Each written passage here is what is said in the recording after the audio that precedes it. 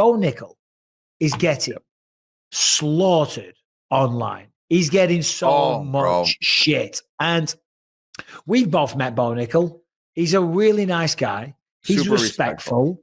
Yeah. Of course, he was confident, and rightly so, given his wrestling credentials, what he has accomplished in one of the toughest sports on the planet. And yeah, when you put yourself out there and you say you're going to do this, that, and the other, and that I'd be a favorite against Hamzat. Okay, granted, you're allowed a little bit of backlash, but holy shit, like people are coming after him so hard. Yeah, I don't get it. I mean, he hasn't said anything that's insulting, is over the top, is, polarizing type statements.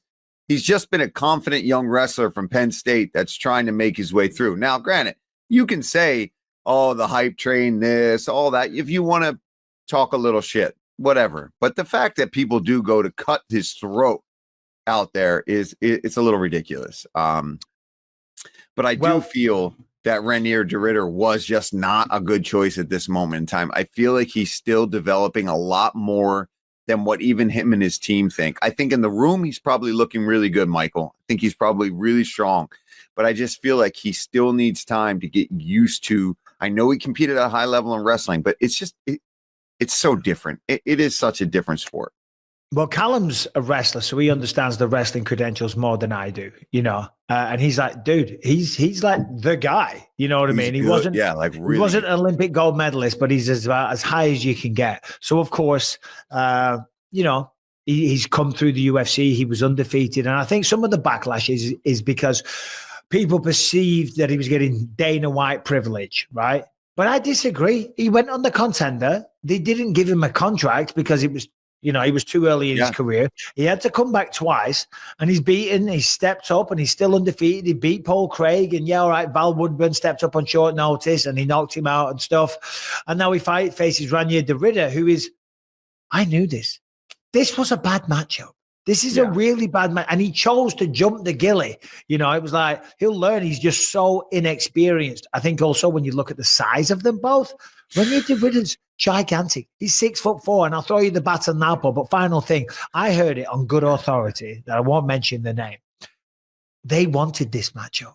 They called out Renier de Ridder. They were offered another matchup. They went, no, we want Renier.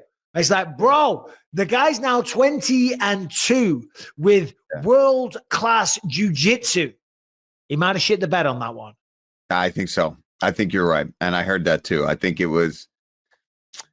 they look at his first couple fights. Now, got to remember that de Ridder is still getting his feet wet at that point, right? He has a good fight with Gerald that's competitive, but he gets to finish. But it looks like he's kind of taken in by the moment a bit, that it's his UFC debut. Then he goes out there and just absolutely steamrolls Kevin Holland, who we know and have had on here is a great fighter when he's at 170 pounds. Definitely oversized and overpowered him there.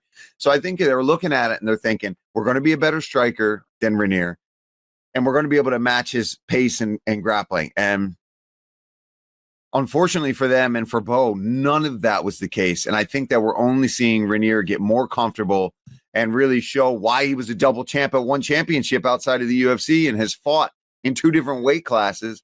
The dude is huge. And the other thing I wanted to bring up, Michael, do you think the weight stuff for Bo was all an act, or do you think he really cut 30 pounds on fight week? Because where was it?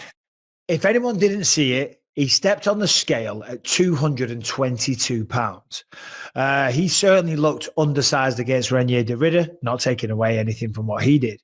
But when you look at de Ridder, 20 wins, 18 stoppages, 13 submissions, 5 knockouts. A lot of people had some kind of nasty shit to say when he beat Gerald Meerschaert, because Meerschaert was catching him with a few shots. Meerschaert is underrated, man. You know Meerschaert very well. Meerschaert doesn't get the credit he deserves. Then he destroys Kevin Holland. And with respect to Kevin Holland, he made it look easy. He just did. De Ridder's going to do big things. We got him on in a second. He's got a personality, called out Strickland, all that stuff. But for Bo Nickal, I mean, because I've been there. I've had the abuse. I've had the shit. Have you ever been in a position, Paul, where after a fight, people are just coming for you and talking shit? Or have you always just been loved? No, dude, I get shit all the time. People hate my guts. You'd be surprised. The people that hate, yeah, because you're always late to the podcast. Yeah, I would say I primarily get decent stuff from the people that take time to chime in. But man, when somebody hates me, my God, Michael, they hate me hard, man. What they did hate he me say? specifically. Oh, well, you're always a ginger, this or that. But people have gone out and called out like, oh, I'm glad your dad's dead, and have said like the nastiest, meanest, I hope you die of cancer too, just like your father did. It's like, I want to meet that human being and see what that person is like. Can you imagine writing that type of stuff? Harrington, just real quick, while we're having this conversation, just go online and see if you can find, let me know if you're there, buddy. See if you can find the nastiest shit that's been said. Oh, yeah. Because the people you would think that this guy is broken into their home and beaten up. Oh, yeah, exactly. You know, exactly. It's like, it's crazy. He's a respectful guy on the come up who faced a former double champ in one and got beat up with knees. He wasn't ready for that Muay Thai. He got exposed, bro. He got exposed. Yeah. I know. He did. It's so insane. For me, it was after the second Edson fight when I got that decision that a lot of Edson fans obviously did not think that I won. The decisions, winning a fight by a decision is always a tricky one. In fact, commentating a fight that goes to a decision is a tricky one. I got so much shit for when Josh Emmett fought Lerone Murphy. Oh, I'm super biased. I'm sorry, bro. Lerone won the fight, and I was calling it as I saw it.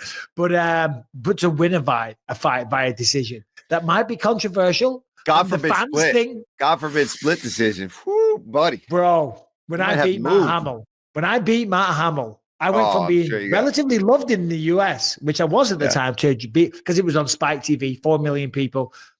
I went to being hated. Oh my God. All right, today's episode is sponsored by Cash App. If you want to send your friend some money, if you owe him some money for a beer, or more importantly, they owe you money, they didn't pay that round of drinks back, guess what? Cash App is here to save the day because it makes moving money very, very easy. That's where Cash App is fast, safe, and honestly, one of the best ways to send money to other people. And it's better than most of the other apps out there. You don't need to jump through extra hoops. There's no extra stress, and all the tools are right there to help you cash in. Plus, sending money with Cash App is actually safe. They look out for you. If something seems sketchy, or they see that you might be sending money to a potential scammer, for example, they will warn you and make you think twice before you hit send. It's like having a personal bodyguard for your cash. You can even spice up your payments with custom text, stamps, and backgrounds, because why should paying your friend back for those beers be so boring? If for whatever insane reason you don't already have Cash App,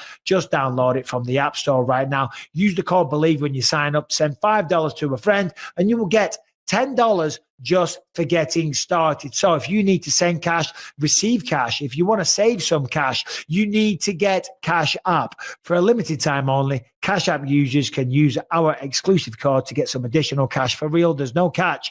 Just download the Cash App, use the code BELIEVE when you sign up, send $5 to a friend within 14 days, and you'll get $10 dropped right into your account.